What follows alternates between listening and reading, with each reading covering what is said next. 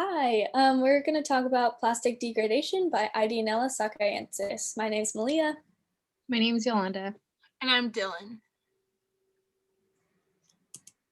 So today we're going to be discussing the problem with plastic production, the structures of polyethylene terephthalate, Ideonella sakaiensis, PET-ACE, and MET-ACE.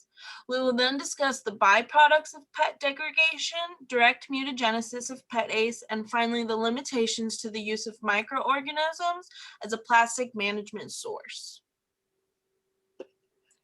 So what's the problem with plastic production? Well, the problem with plastic production is that in the year 2018, an estimated 348 million tons of plastic was produced.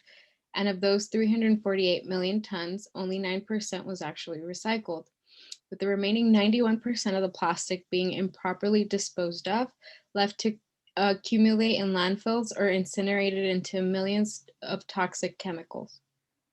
Our current plastic waste management relies heavily on methods that have increased plastic pollution and accumulation around the world. This is a growing concern due to the detrimental effects it poses for wildlife, human health, and the environment. Due to improper disposal methods, approximately 8 million tons of plastic ends up in the oceans, where marine habitats and species are at risk of entanglement, as seen in the picture, microplastic ingestion, or habitat disruption.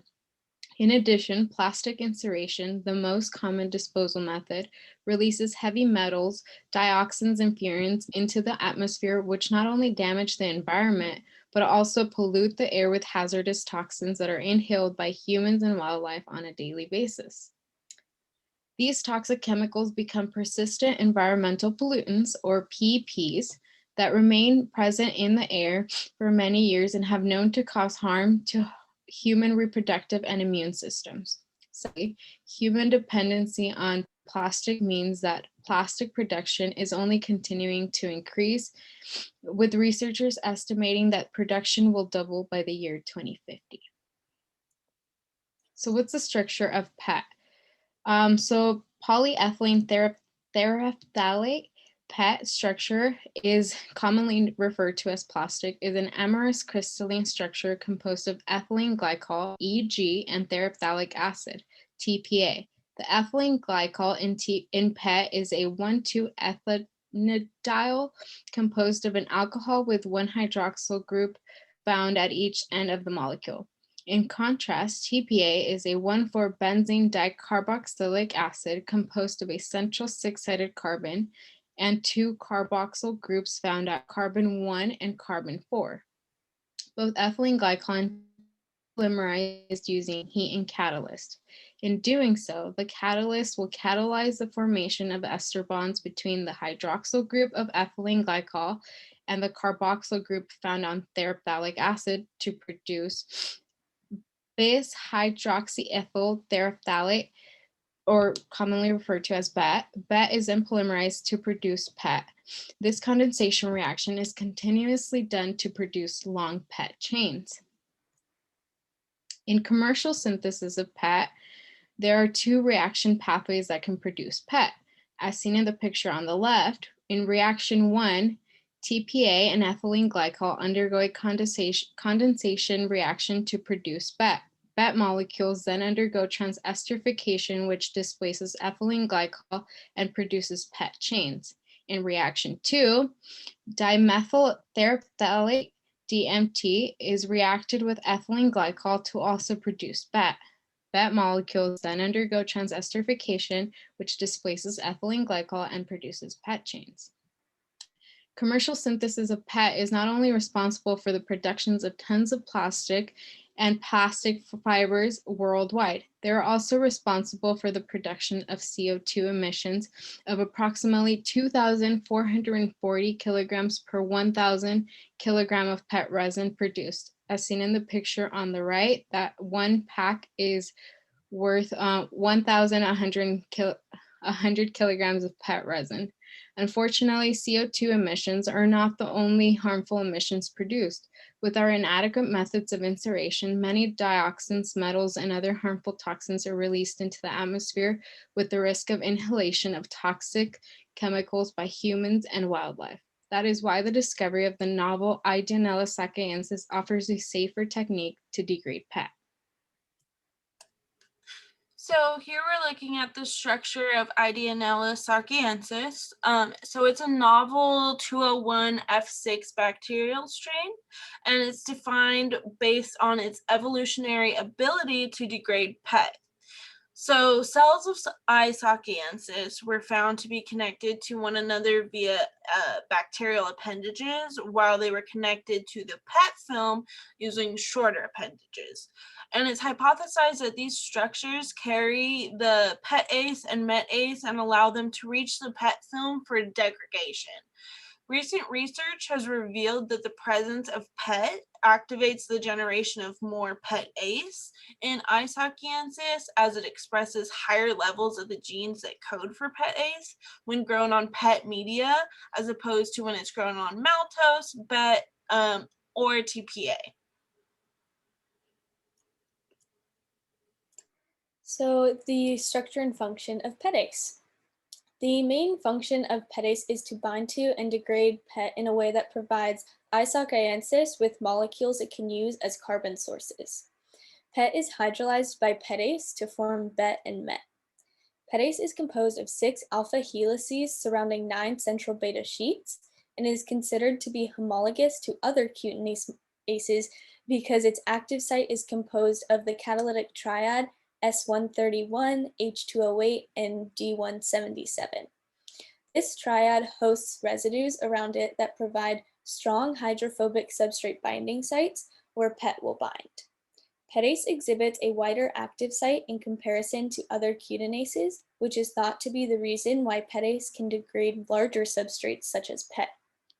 Located very close to the active site is a continuous groove composed of F255 from a cutinase-like enzyme, CUT190. This groove provides PETase with very important functional polyester substrate binding sites and also promotes enzymatic activity during the degradation of PET. PETase is differentiated from other cutinases by its 2 disulfide bridges and many beta loops. So this figure is from the Chen et al. Paper and depicts the catalytic triad S131, H208, and D177, and the beta loops that provide integrity to the active site. So green represents the beta 7 to alpha 5 loop, which provides stability at PETase's active site. Purple here is depicting the beta 8 to alpha 6 loop, which provides PETase with the ability to change the width of the active site, allowing it to accept a variety of substrates. In yellow, we can see the 2 disulfide bridges around the active site.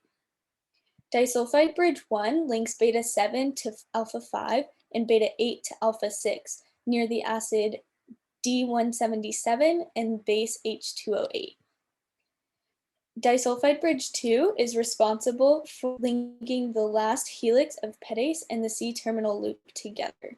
The 2 disulfide bridges of PETase provide structural integrity and support for the active site.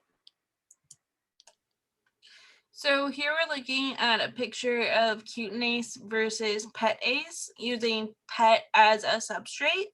And so as noted earlier, the catalytic triad of PETase allows for larger substrates, including that of aggregated PET molecule, to bind to its active site. This action is depicted by the figure from the Bao et al. Paper.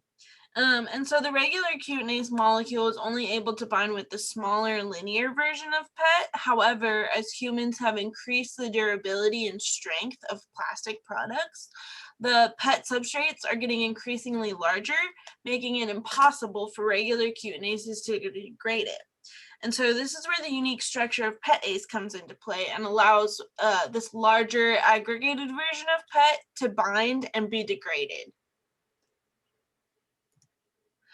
And so here we're looking at METase function. So the main function of METase is to bind and finalize the degradation of MET. So to do so, METase catalyzes the hydrolysis of MET to produce TPA and ethylene glycol. Sakaiensis will convert the TPA and ethylene glycol to be used as carbon sources that promote higher rates of cell division and be used in other cell processes. And so here we're looking at METase structure. And so its structure actually promotes its catalytic activity. So METase is an alpha beta hydrolase enzyme made up of a lid domain, which is seen in light blue, and a hydrolase domain, which is seen in pink. The S225, H528, and D492 catalytic triad is located in the hydrolase domain of the active site. And it's represented in pink. So this catalytic triad is responsible for modifying the carboxylic acid group of its substrate MET. Unlike PETase, METase is active site is made up of a lid domain that increases the number of residues involved in the substrate recognition mechanism. And so the lid domain is made up by the beta strand 7 and alpha helix 15, which is differentiated here in light blue.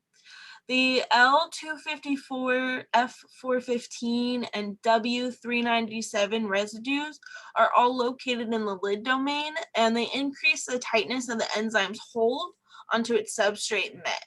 In addition, the lid domain is also the main component of METase responsible for hydrolyzing MET. And so the byproducts created by the degradation of PET include BET, which is the ester between terephthalic acid and ethylene glycol and serves as an intermediate in PET. BET is hydrolyzed by PETase in very small amounts to create MET, which doesn't break down any further. MET is also produced and is the monoester between TPA and ethylene glycol. And when it's hydrolyzed by METase, it produces TPA and ethylene glycol.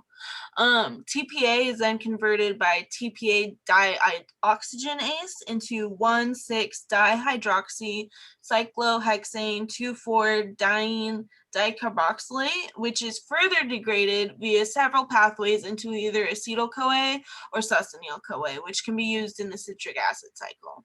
And then finally, ethylene glycol gets degraded into two products, ethanol and acetaldehyde. Acetaldehyde is transformed into acetyl-CoA, which then loses its coenzyme A, gets phosphorylated to become an acetyl with an attached inorganic phosphate, and then that inorganic phosphate is cleaved and attached to ADP to make ATP, giving us a final product of acetate, which can be utilized by the cell for cell processes.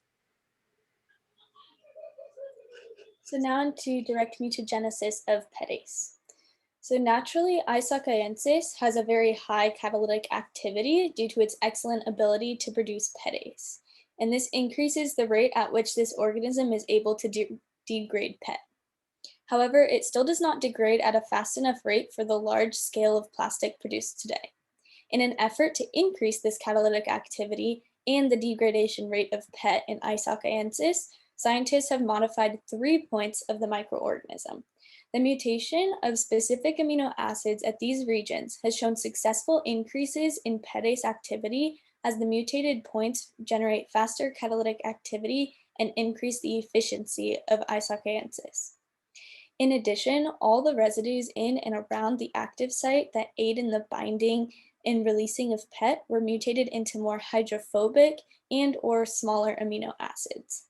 Substitutions were used on the DNA within sakaiensis that code for PETase to produce amino acids with these specific requirements. To increase the affinity between the enzyme and substrate, but decrease the steric hindrance and time PET spends in the active site.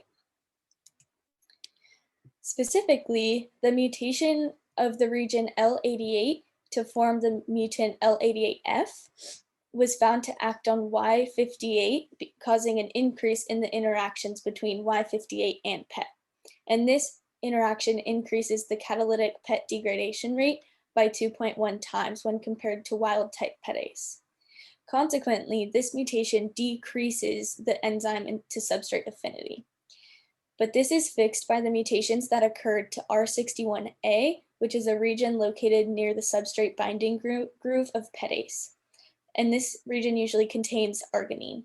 However, this DNA sequence was mutated to form alanine instead, which is a smaller, more polar amino acid, which allows an increase in both enzyme substrate interaction and affinity. Another mutation occurs at I179, a region adjacent to the active site, originally containing isoleucine. This DNA sequence was altered to form valine and phenylalanine simultaneously. Valine reduced the steric hindrance at the substrate binding site, and phenylalanine increased the affinity between PETase and PET to form I79F. So as we have learned, sakaiensis offers the world a safer solution to plastic management. However, as of current research, there also seems to be some limitations. One of these limitations is that the plastic has a high molecular weight, making it difficult for the bacteria to digest PET. Another limitation is that sakaiensis has other readily available carbon sources, so the bacteria will most likely opt to use those sources instead. In addition, plastic is also very molecularly stable due to its crystalline structure, so that makes it more difficult to degrade PET. So far, intentional PET degradation has only been tested in lab settings, so those are ideal settings. So we don't know how sakaiensis will behave under varying environmental factors such as temperature, pH, stress, or light exposure. Finally, plastic in the ocean is a major source of concern. However, Ideonella sakaiensis is a terrestrial species, so we're unsure how it behaves in the marine environment. To conclude, it is estimated that plastic production will double by 2015. So it seems that plastic in the environment is a lasting issue. With no end to plastic production in sight, it's dire that we start looking into alternate solutions to mitigate damage to the environment. The discovery of plastic degrading organism is exciting. However, it is nowhere near ready to be used at a large scale use. In addition, sakaiensis has only been shown to degrade PET, while there are many other plastics that exist in pollution in the environment. It is with great hope that this promising discovery can be modified and utilized later as a source for PET degradation. Thank you.